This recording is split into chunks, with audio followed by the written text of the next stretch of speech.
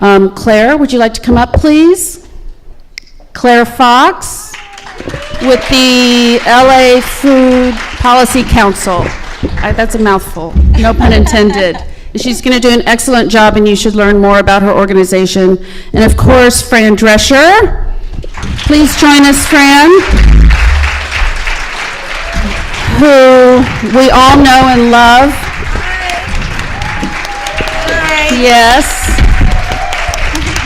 Fran is a global celebrity, of course, but also a global ambassador for wellness and health, and a real change maker and an innovator, and founded Cancer Schmancer, which I had the pleasure to be part of early on, and has only grown and sustained and gotten bigger and better, and is so incredibly important. So please make sure you go to cancerschmancer.org and learn more about that, because everyone can be a part of it, right, Fran? Yes, of course. Okay, everyone, have fun.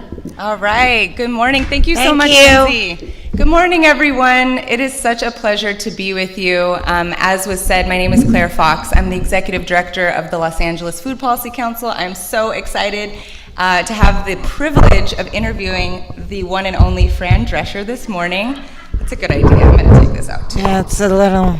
So I've always been a fan, but I was blown away when I really dug into your history around food and health advocacy. And you've really made this your personal mission. Yes. And you see it as more than just, the nonprofit or talking points. It's really a movement. So Totally. Can you talk a little bit about how you got into food, where your passion comes from? Well, as a 18-year well cancer survivor, thank you. Over the course of, those years, I really started to ask hard questions that I didn't think the medical community was really paying attention to, and why we get sick. Right now, most Western medicine is reductionist medicine, which comes out of war, which makes a lot of sense. If a soldier is shot up, you got to go right to the site of the wound, patch him or her up, and either put him back out on the front lines or send them home. But in terms of chronic illness or other kinds of diseases, just going to the end symptom is not really very productive. And so I started to look at causation and why are we getting sick? Why are people getting cancer? And let's identify the cause and eliminate it. And the more I dug into that, and I started by writing the New York Times bestseller, Cancer Schmancer, because I didn't want what happened to me to happen to other people by means of misdiagnosis and mistreatment. It took me 2 years and 8 doctors to get a proper diagnosis of uterine cancer. I got in the stirrups more times than Roy Rogers. And so eventually I realized the book was just the beginning and not the end of what's now a life mission. And so the Cancer Schmancer movement came out of that, because I started to see, after speaking to thousands of people across the nation, that what we don't know is killing us. The questions we're not asking is not serving us well. And frankly, the lifestyle that we are all living, for the most part, is completely unsustainable. And we're slipping down a rabbit hole towards our own demise. But the good news is there's a lot of big business pharmaceutical companies that are getting very rich. And there's a lot of money in sickness, not as much in wellness. So, if you approach life that way, you'll start to question the status quo more. And I did that. That's my thing. I started to, I try and challenge the status quo and come up with a new system, a better system. And that's why I feel like I got famous, I got cancer, and I live to talk about it. So I'm talking. Once you wake up and smell the coffee, it's hard to go back to sleep. Well, what are we eating? That's like the most major element to how our bodies function. You are what you eat. And this year, we're actually on Tuesday, the 23rd, we're at the Dorothy Chandler with the Fran Drescher Masterclass Health Summit. So if you want to extend the knowledge that you're learning here and come see me and a collection of unbelievable doctors who I have cherry-picked, these people went to medical school, drank the Kool-Aid, started practicing in traditional medical institutions, began to challenge the status quo, began to question whether there might be a better way, and then got woke and reinvented the wheel. And what we're going to do is blow your mind. And this year's theme is how you live equals how you feel. You don't feel well, start looking at how you live. Do not try to suppress your symptom and muzzle your body of the very whispering information it's trying to give you. It's unhappy. Don't suppress the symptom. Start asking, what are you doing to make your body unhappy? Honor your body. Use your purchasing power. You know, we may not have as much influence in Washington as we would like to, because most of the elected officials are beholden to big business, deep-pocketed lobbyists. But where you do wield a lot of power is in your purchasing power. Your consumerism speaks louder. What you buy, and for that matter, what you don't buy, is not only your vote, but also your protest. So become a mindful consumer, not a mindless consumer. If we all collectively stop drinking colas today, they'd stop making it tomorrow, that fast. You don't need regulation or anything. The bottom line is greed. So hit them where they live. Force them to be responsible in their manufacturing. Thank you. Yes. So, speaking of challenging the status quo, can you tell us a little bit more about what you're most concerned about when it comes to food in our food system? I appreciate you asking that, because the thing that I speak about over and over again is to boycott industrial farms. Industrial farming is the worst thing that's ever happened to our food supply, and we must put them out of business. The 20th century was filled with big business industrialists and chemical companies and war chemicals and agrochemicals, and somehow all of that got repurposed onto civilian life. And stop buying it. Put them out of business. One of the most egregious things is glyphosate, and that is the weed killer that is also found in GMOs, and it's water soluble, which makes it so dangerous, because it goes into the ground, it goes into our water system, it goes into the air. It is everywhere. It is so pervasive and so toxic and so unnecessary. So you have to really start questioning, what am I eating? Because do you really want to eat an animal that's living a Dickensian life and being fed GMO grain and hormones and antibiotics? That's what you're eating. If you're going to eat an animal, then make sure that animal is living the way God intended it to live. Out in pastures, out in the sun, out in the fresh air, free to roam. Because the only reason to eat an animal is to ingest the massive amounts of healthy soil that animal is eating from the grass that it's, out in pasture eating. Soil, We need to eat healthy soil. We're too freaking clean. And there are elements of the soil that we need, frankly. We are of this earth. And somewhere along the line, the human has got this idea that everything is here for our benefit and we can control it and change it and fix it and make it so that it accommodates us.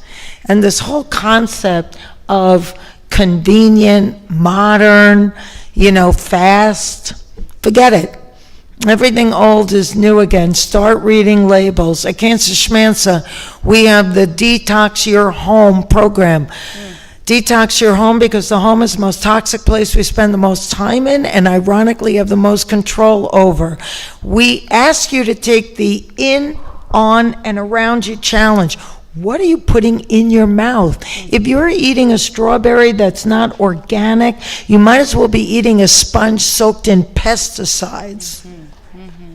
What are you putting on your body? All your personal care items. What are you putting, all your oral hygiene? If your toothpaste says, do not swallow or call poison control, throw that away. Toothpaste should be like food.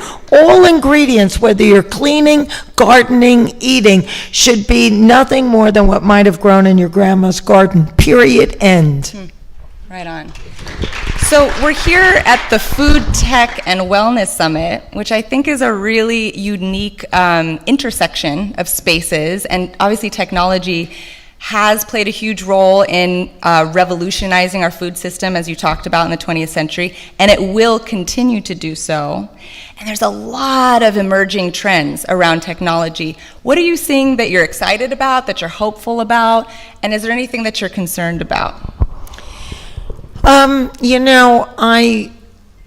What I'm excited about is when I see responsible manufacturers that really do care about the end product and the consumer. Those are rare gems. What I'm concerned about is when we talk about technology, I don't see a lot of evidence of the leaders in that space interested in anything more than leveraging technology to make a lot of money, frankly.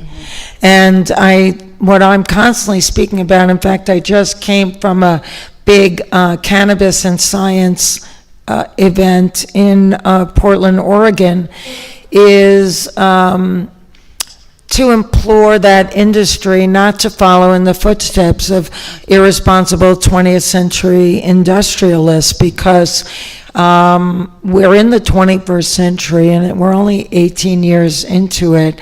And so what happens now at the beginning of a century historically sets the trajectory for the next 100 years. 100 years ago, we were sitting around rooms like this, women trying to get the vote. So a lot can happen in 100 years, and the choices that we make now should not echo the past, but leave a trail for the future. And everything we have to look at differently. I'm not really, I actually think that we have to start dialing things back.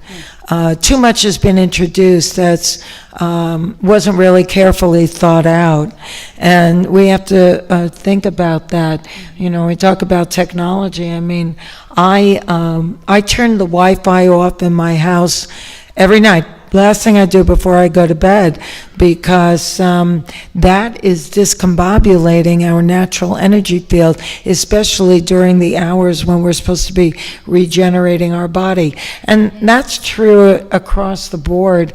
There's just, I don't use microwave ovens. I don't understand why anyone would still be using a microwave oven. Those EMFs, first of all, change the molecular structure of the food you're eating. Really? Do we need that?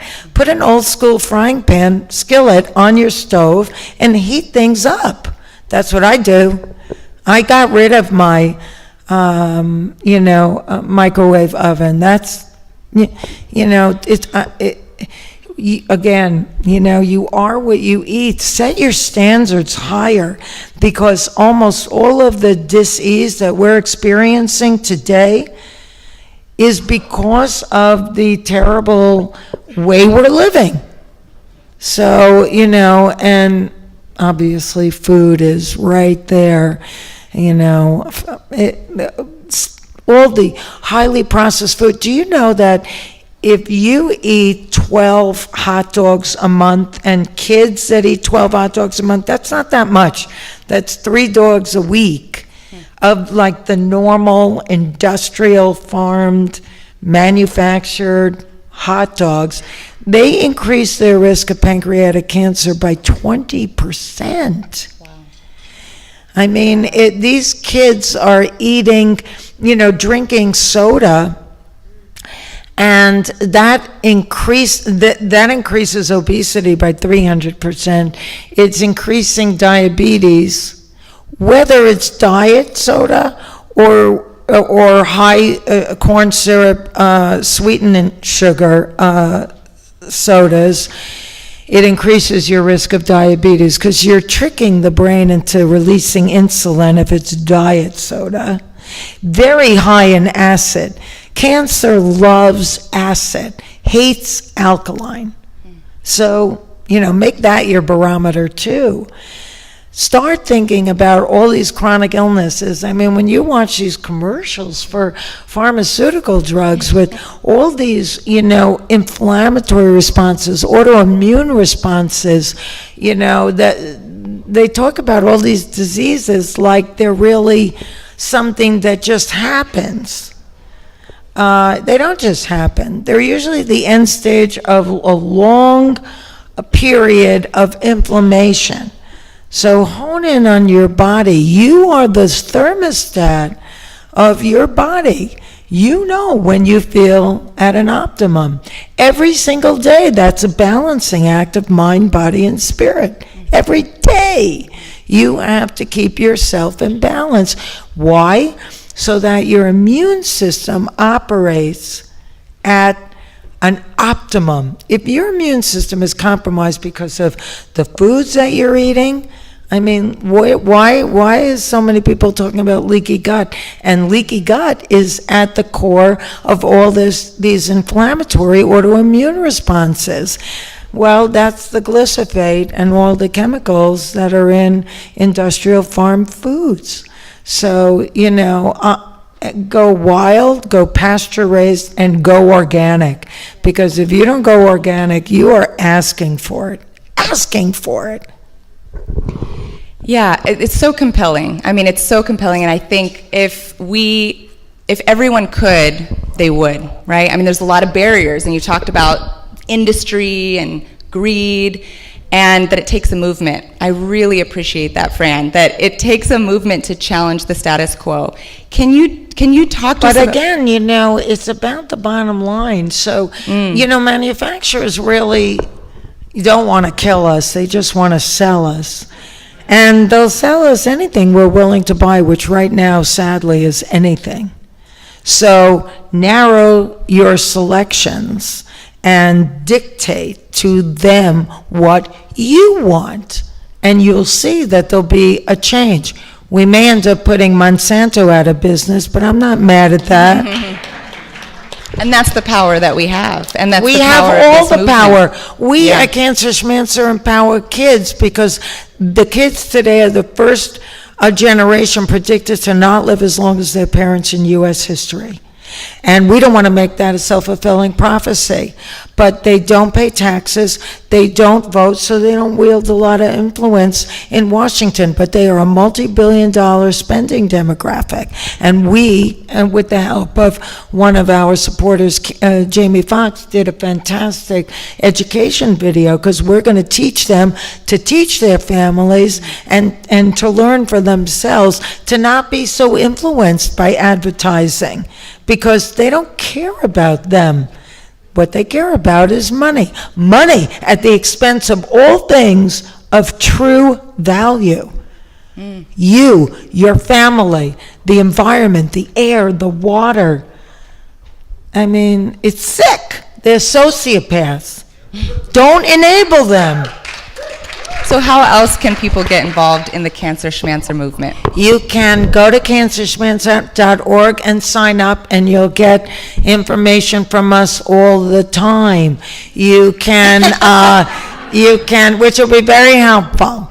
It's really a fun journey. I mean, it's a new chapter. Just embrace it. And every day, the universe is going to offer you opportunities to take a higher road, to take a better path on your journey of self-refinement.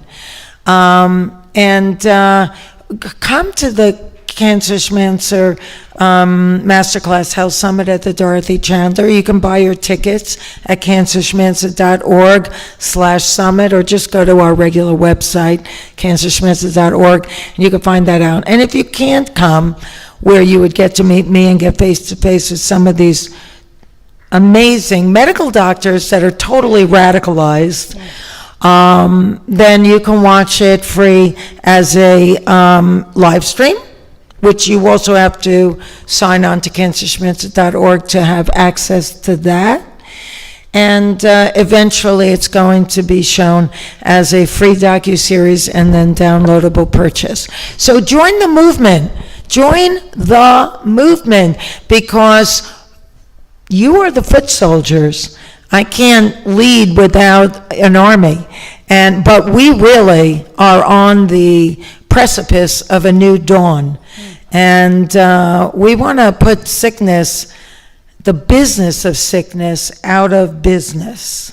Amen. Fran Drescher, thank you so Thank you. much. Thank you. Warm My round of pleasure. applause for Fran. So, Fran, I understand you're going to stay for our next panel. I will. And we'll continue to dialogue. And I just want to let you all know that we will have a Q&A portion at the end of the panel. But at this time, I'd like to invite up the Welcome Plenary panelists to join us here at the stage.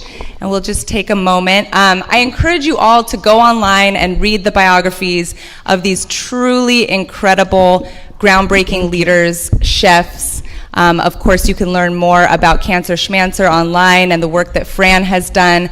That was just a perfect way to set the tone for today in this conversation. I'm so so glad. Thank you so much. I feel so fired up. I know. Well, I'm we're going to excited. forge an alliance now that we've had the yes. pleasure of meeting. I have a glass bottle, by the way, people, and I encourage you to think about glass as an alternative to plastic, because if you happen to be worried about global warming, plastic is really driving it more than anything else. It's a petroleum-based product, and every piece of plastic that's ever been manufactured since 1909 is still on this planet. There is no way to get rid of it, and we're being buried alive by it. So give it up. Right on. All right, gentlemen, thank you. Thanks for joining us. So we have to Fran's right, Chef Bryce Fluellen, who is also the Community Impact Director at American Heart Association. And then to his right, we have, is this Chef Carrie? Yes, hi. We haven't met yet. Hi, Chef Carrie Heffernan. And then to his right, we have Chef Matthew Keeney. So let's give them all a warm welcome. And I'm going to have each one of these gentlemen just go down the line and give you a brief introduction to their work. They're all doing some really incredible and inspiring work in the culinary field and in the field of food advocacy. So why don't we start with you, Chef Bryce? Yeah, can everybody hear me? Or is this on? You can hear me? Yeah. Yeah. Good morning, everyone. I'm Chef Bryce. I'm a Community Impact Director and Chef, like Clara said, for American Heart Association. So what that means is that I am responsible for driving philanthropic and technical and informational resources to some of our most vulnerable populations here in South LA, East LA, Long Beach, and then also the South Bay. I started came in and started a healthy cookie program. That's how I started with AHA for our kids in those areas from 8 all the way to 18. And so that was almost 5 years ago. So I've been blessed to work with almost 6,000 to 7,000 of our young people throughout the city. Thank you. Hi, I'm Chef Kerry Heffernan from New York, and what I try and help with is creating awareness and legislation around sustainability in seafood. I've been lucky enough to work with two organizations in particular.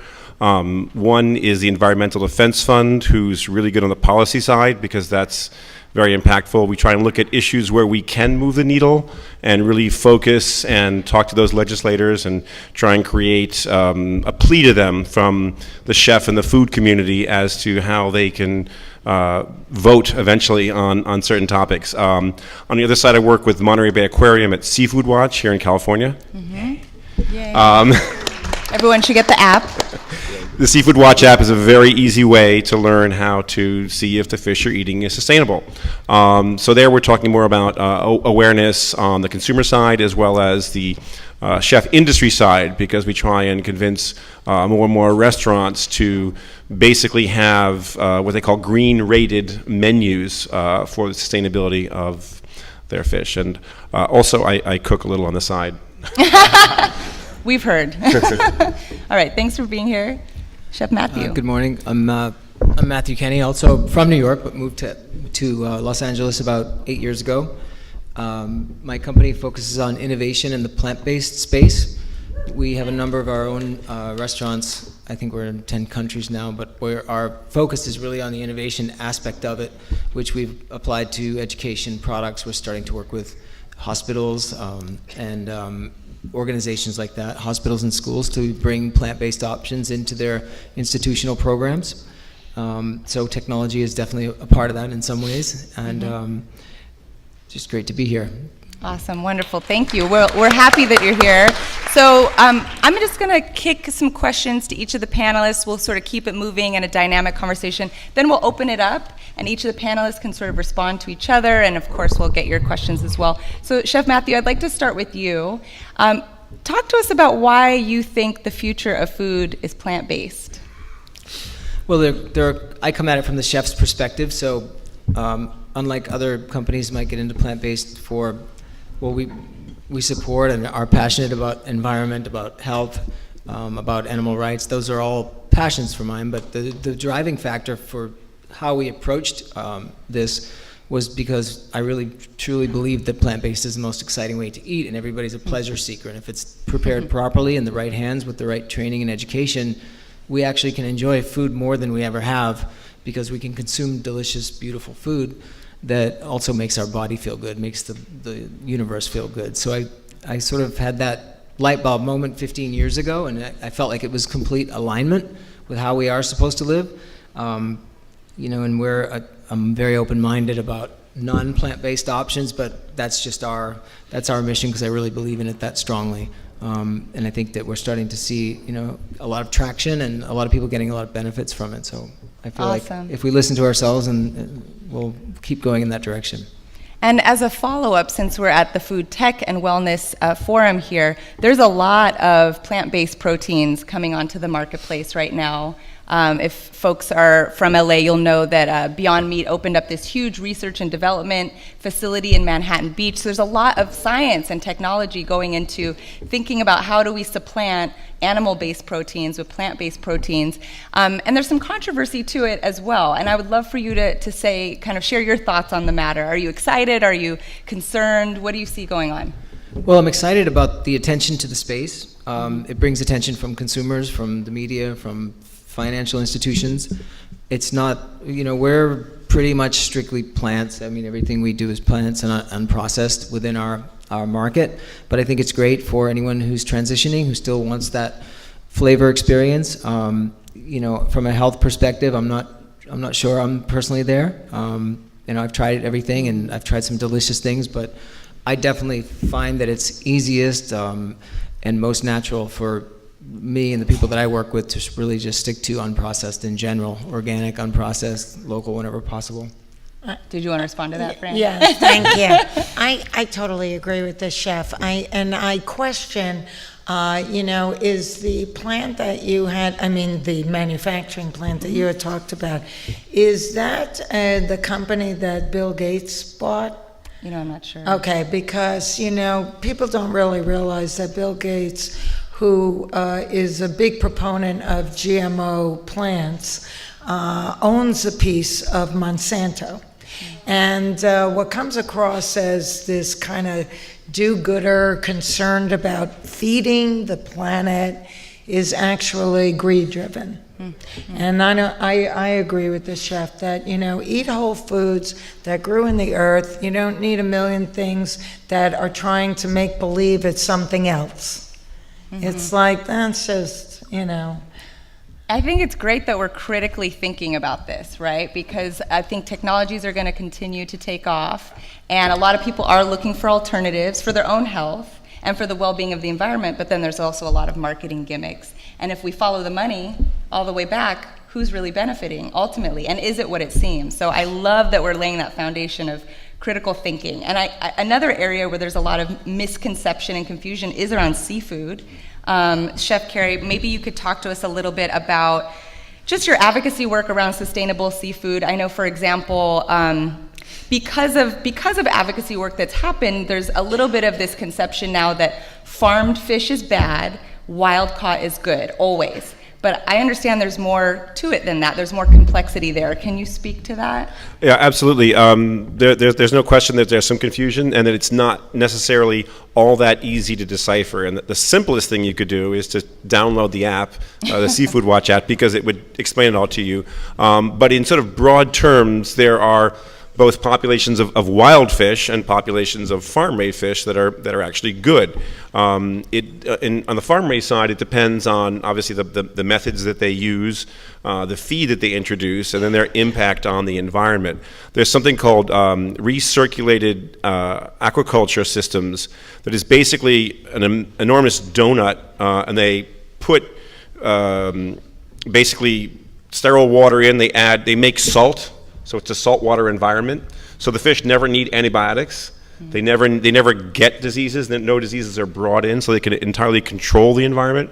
So they feed them, and then they obviously filter the water to make sure that it's all clean, that excess food and effluent isn't in there. But there's a way that you could have a farm-raised fish that has zero impact on the ocean.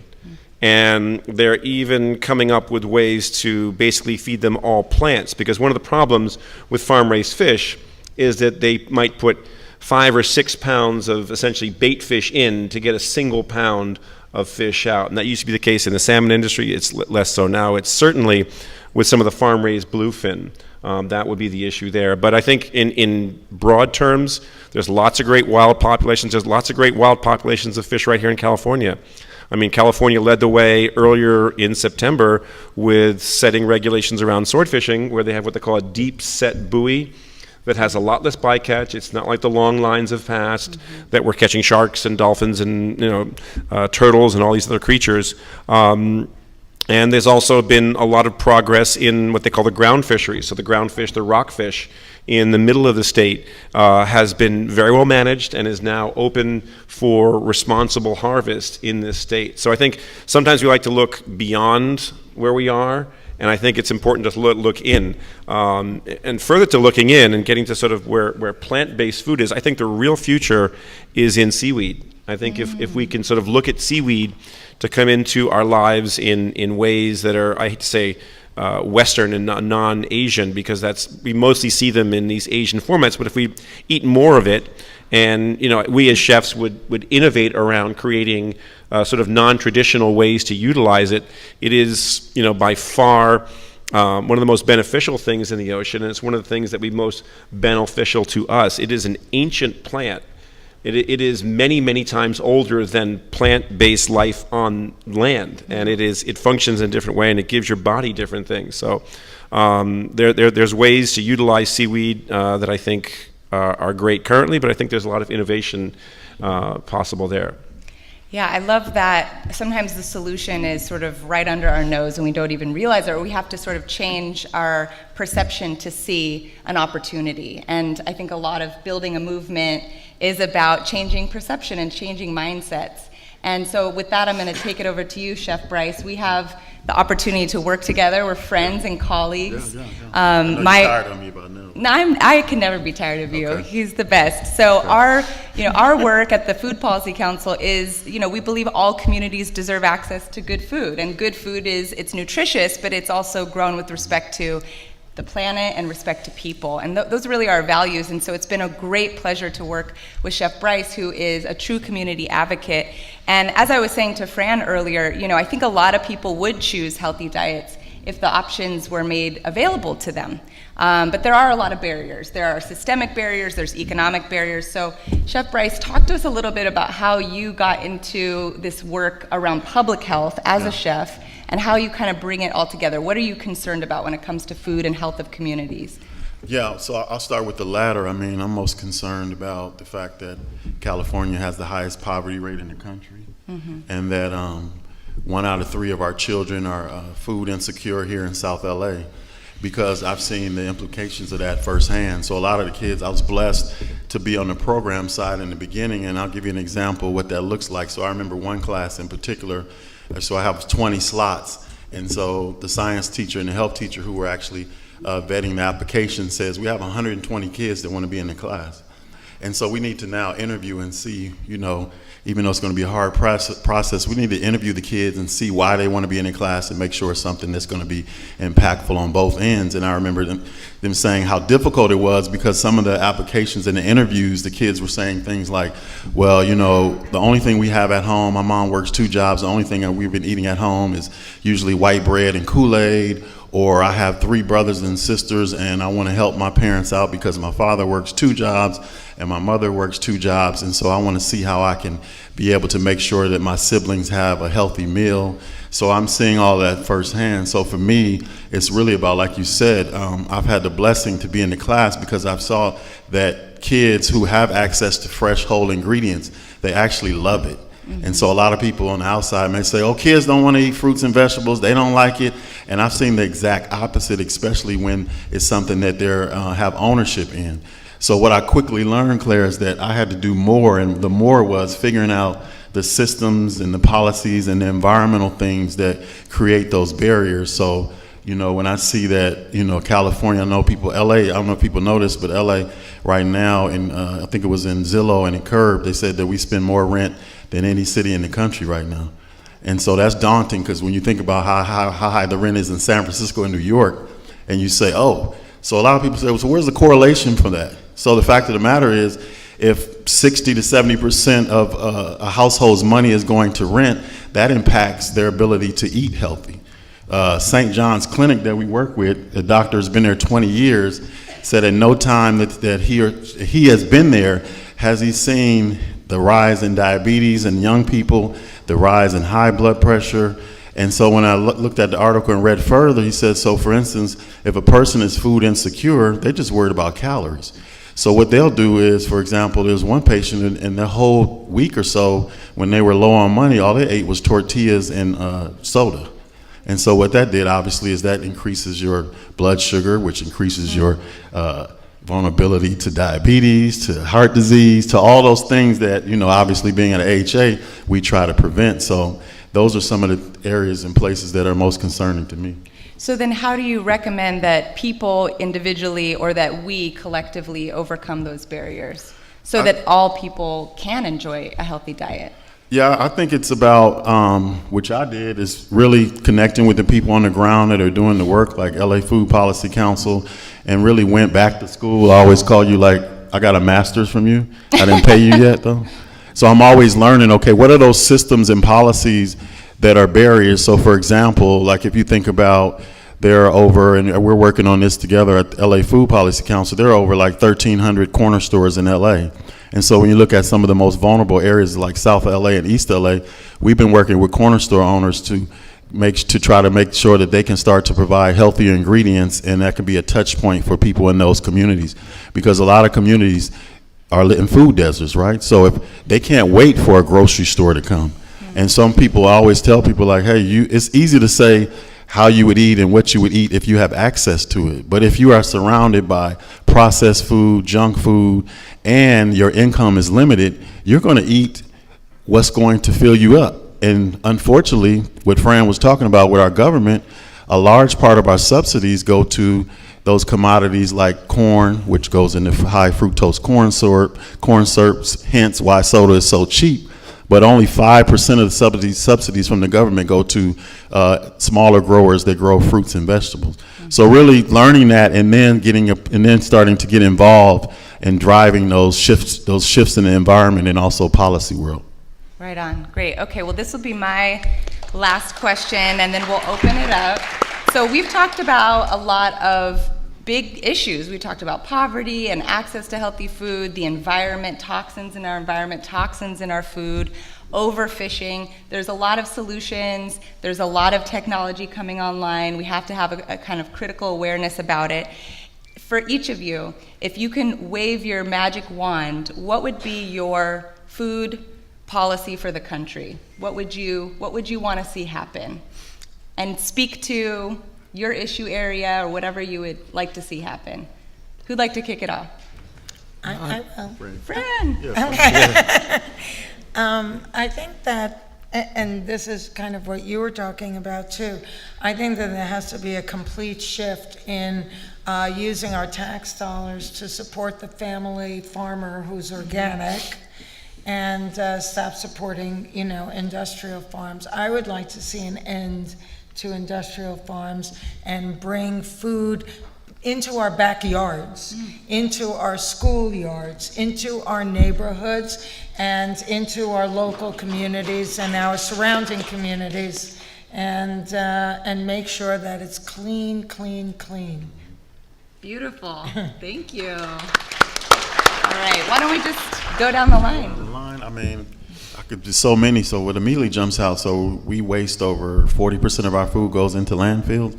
So, and I know there's a lot of folks working on this, but figuring out, utilizing technology to decrease waste. I was reading about, there's a newsletter and actually a nonprofit called Seeds and Chips, and they bring people from the tech world together with people from agriculture. So I know there's people, overseas that are working on different apps and utilizing AI and all these technologies to try to decrease that. But if you look at, like I was talking about, food insecurity, a lot of the issues are around distribution and figuring out how to get the food actually to the people who are most vulnerable. So, and particularly the fresh food. So if you go to the traditional model food banks, which a lot of them are moving away from it, it usually was highly processed stuff, that sodas, bread, white bread, chips, all that stuff, because the model or the mindset was that, if someone's hungry, just give them some food, and which obviously, makes it worse on the health outcomes that we're seeing in those areas. So for me, it would just be somebody really figuring out how we can get this food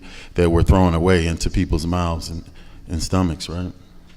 Yes, right on. Yeah, we always talk about how there's enough food being grown on the planet to feed everyone, but it's a crisis of distribution. Is it getting to where it's needed? Doesn't LA Kitchen do that? They're like an award-winning nonprofit, wrinkled food for wrinkled people. And every step along the way, they take at-risk people, young people, and they teach them how to work in a commercial kitchen. They buy food that markets might be thinking, okay, my normal customer's not going to want this. Cosmetically imperfect. They pay for it, but they pay for it at a discount.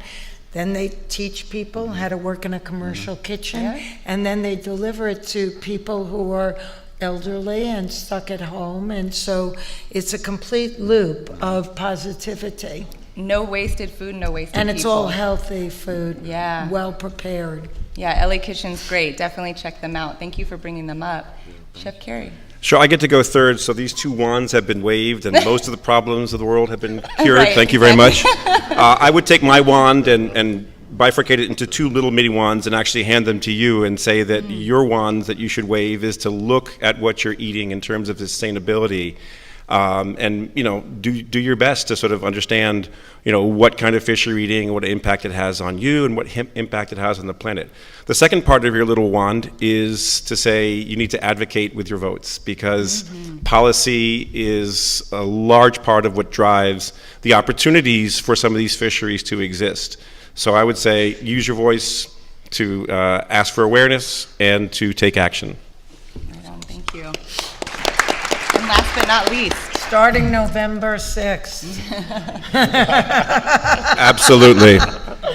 Well, my food policy would be an education policy, actually, so that all children, from the very first days of starting to learn, and right through our colleges make as much of an emphasis on educating about where our food's coming from, how it's impacting us individually and the environment, how it's prepared. I just think that needs to be as much of a part of everyone's education as math or English or geometry. And I think that then educated choices will be made automatically, as opposed to us having to use the media or use marketing to get the point across. Right on. Well, I think we just saved the world with all those magic wands. And the good news is we have about 10 minutes to take your questions. I saw a hand shoot up right over here. So do we have a mic on the floor, or I'm not sure that we do. So go ahead and stand up and project. And if you wouldn't mind introducing yourself so we know who you are. Hi, I'm Chef Melissa Mayo, and I was here for both parts. So firstly, Fran, I'm like a huge, long-time fan. It's like a dream come true. Thank you. Everything you represent, I wrote it all down. It's really taking it all in. Thank you. I'm also a mom of a 15-year-old daughter, and I love what you're saying because I have a cooking school in LA, and I also have one in Luca, Italy, where I teach during the summers. And I find it amazing how I can go into the grocery store in Italy, and I can fill it up with fresh fruits, produce, and vegetables to the brim. The whole cart's full. And I can walk out for $100 with the food, fresh fruits and vegetables. And here, I'm lucky if I can walk out of Trader Joe's or else with like 2 bags. And my daughter, who we're very fortunate and blessed, I cook, we eat. And the ground always says to me, Mom, I don't understand this whole drive-through culture. Why do people eat like that? And just what you're saying is home. It's because that's what they can afford. That is how the dollar stretches for $1.99 McDonald's meal is what they can afford. And it's really, that's something that is kind of tragic because fruits and vegetables should be available to everybody. It's like, that is something that has to change and shift. So, Yeah, the local farmers markets, I think we need to be encouraged and supported by local government to go into more inner city neighborhoods. And honestly, it's got so much to do with education also, because I think it's by design to keep certain demographics down.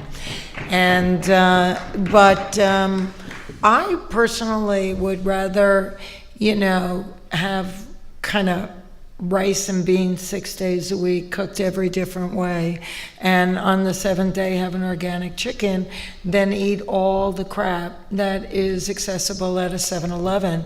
And nowadays we do have the subway that brings downtown to the west side, and so with the right encouragement and education, it might be,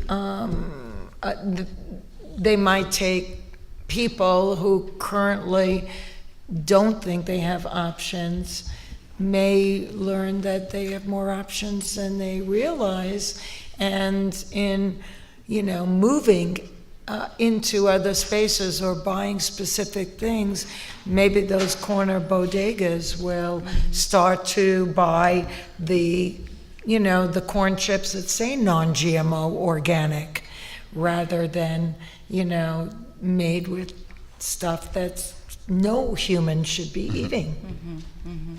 Yeah, question. Right here. Can I use the microphone because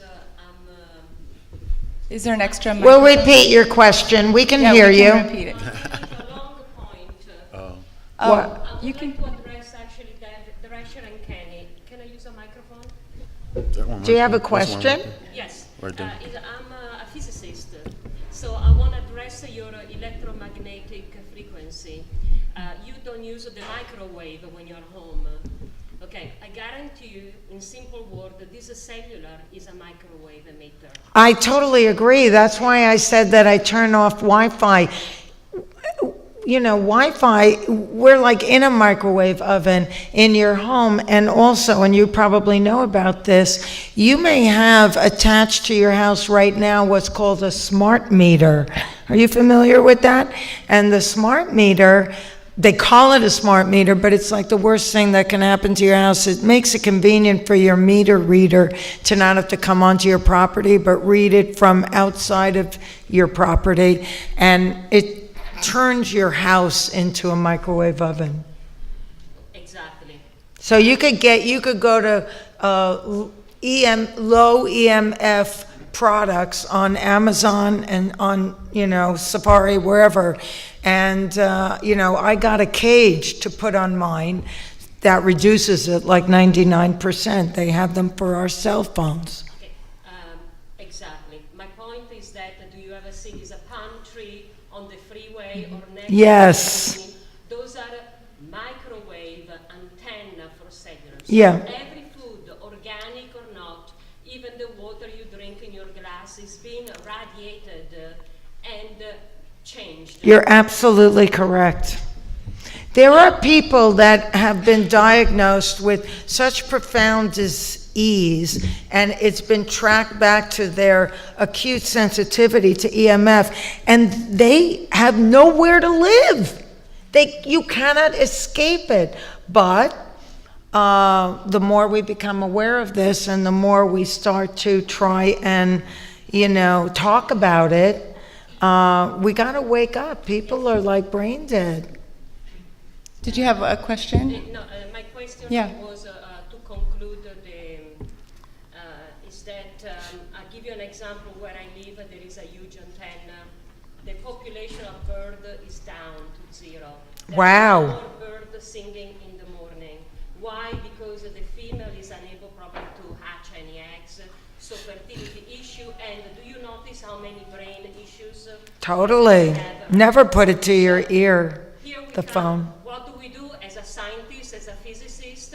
I try to walk around my complex and talk to this powerful mobile company, but there is no education. What you don't Because that know- might cut into someone's profit margin. Correct. So if people, when I talk, don't know what is a microwave radiation or electromagnetism, we are going back to the fact that we need to educate people in order to make progress in technology, in food, and in wellness. And you know what? Each one teach one. Each one teach one.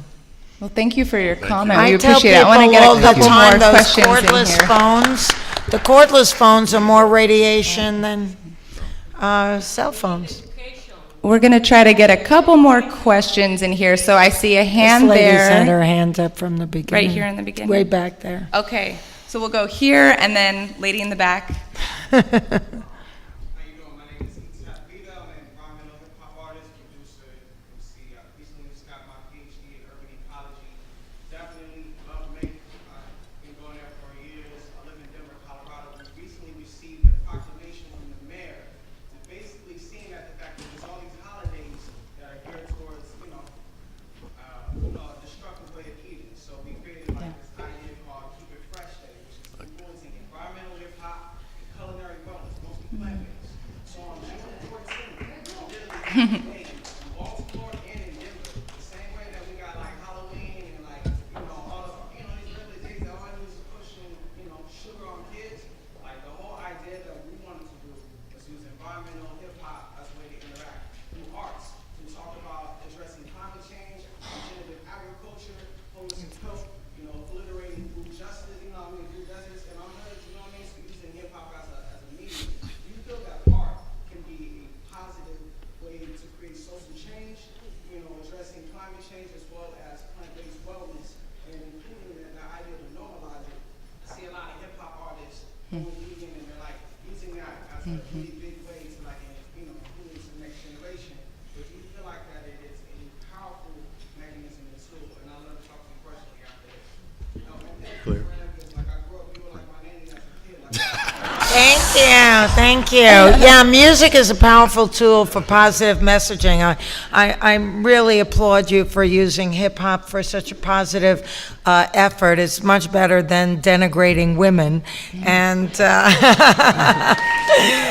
and there's a great. I just saw this Bob Marley documentary, and God, he was with the same thing, using music to, for the greater good. And it's really positive and powerful, so thank you. Any other thoughts on the panel?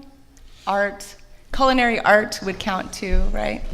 I mean, I agree with Fran and everyone else. I mean, art is a powerful medium, right? It changes, it sparks thought, it gives visibility to what, can be.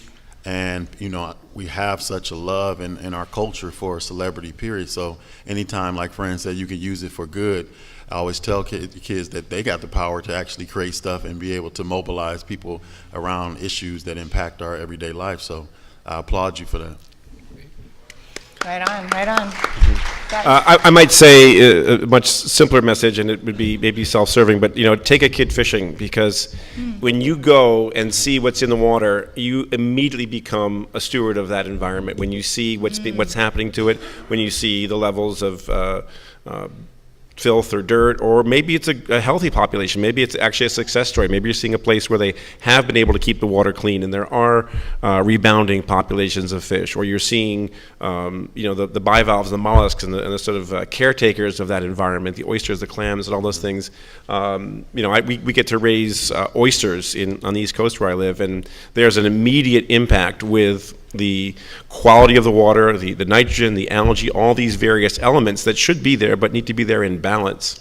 Understanding that balance through the eyes of a child, through the eyes of someone who's got physical interaction is transformative. The transformation of an experience, actually touching and feeling it yourself. All right, so we're going to go back here.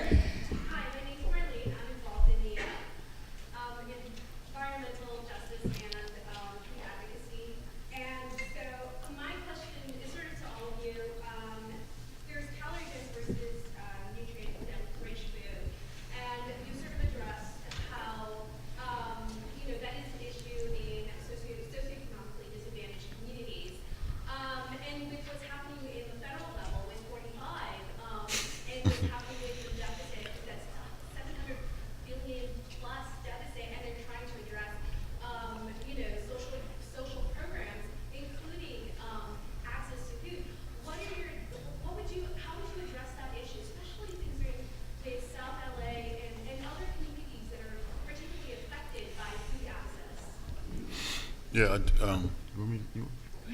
address it as far as driving revenue towards those social programs that aren't being supported by the federal government? Driving access to it? Yeah, I would say that there's a lot that you can do locally. I hate to do this, but you're right here. I'd say plug into somebody like the LA Food Policy Council, and I think once you plug in, you'll find out all the stuff that they're doing on the ground to shift the environment and bring dollars and resources to those type of programs that are going to support people, from urban agricultural to, you can talk about this, Claire, the proposal of decriminalizing street vendors, right? So people who are street vending can have a pathway out of poverty to healthy food at corner stores. There's a lot that we can do locally without the federal government. And then for me also, I'm always looking for like-minded people that are in the private sector to bring and shift dollars to those folks that are needed in the community as well. So it's really about breaking down those silos and looking and working with the folks that have the same mindset as you do, right? Because the fact of the matter is that we live in a global world. We can no longer think as an individual. We have to start thinking collectively. And so for me, that's how I was raised. Like my friends always says, is you don't need to live in a gated community if everybody has a house. So I kind of look at it from that mindset too, right? Yeah, I would just say one huge opportunity that we all have right now is that, we've talked about small organic farmers and kind of moving beyond industrial ag. We've talked about supporting low-income families. There's one huge federal policy that affects all of that, which is the Farm Bill. Oh, and the Farm Bill is being updated now by Congress. You can probably guess there's a lot of bad things in it right now, but if we lift up our voices and speak with our representatives, we can advocate for small, organic, sustainable, regenerative farming. We can advocate for that low-income families are taken care of and supportive. And about 80% of the farm bill, 80% of it is actually SNAP, the Supplemental Nutrition Assistance Program, aka Food Stamps Program. And talking about farmers markets and accessibility, we were successful in passing a policy to require all farmers markets to accept food stamps as a means of, so making all of our farmers markets here in LA much more accessible and much more affordable to people who need it most. We're gonna get one more question in. Oh God, this is gonna be so hard, but we will hang out and we could talk after the panel. Susan. I've got a question. I just want to promote Food Day next Wednesday, so if you want to talk a little bit more about that. Sure, if people want to get more involved in these issues, obviously Tuesday is Fran's Wellness Summit at the Dorothy Chandler Pavilion. Go to cancerschmancer.org to find out more. Also, the next day at City Hall, just down the street, we're doing our annual Food Day event, which is the largest civic engagement event for food at City Hall. We hope to see you there, and maybe we can now squeeze in an actual question. Go ahead, you've had your hand up for a while. My name is Monique Lukens, and I've been a vegetarian since 2001, vegan since 2006. And recently I've just been trying to do organic only, and I really think it's more of a suggestion. There are a couple things that the power that you have can really go a long way to the Coast to Coast AM, if you ever hear that. You're an awesome show to get on to talk about what you're talking about, millions of listeners. And also, I'm a guest educator in LAUSD, and a couple things that I have done. I've gotten the kids to write letters to their reps to only have organic food served to them in the cafeteria, and now it's going to be a law in California for fruits and vegetables to be in cafeterias, hospitals, and prisons. Jerry Brown just signed that. So we need that to be organic. So if you would, since LAUSD is the second largest school district in the country and it's televised their board meetings, why don't you collectively go together sometime and talk about the importance of getting organic fruits and vegetables, okay? Because I think that would be amazing. I think we'll listen to you. Not a bad idea. Well, with that, we're going to have to conclude. Let's give a very warm round of applause to these phenomenal panelists. Thank you, Fran, Bryce, Carrie, and Matthew. We really appreciate your leadership. Enjoy the rest of the day, everyone. Thank you.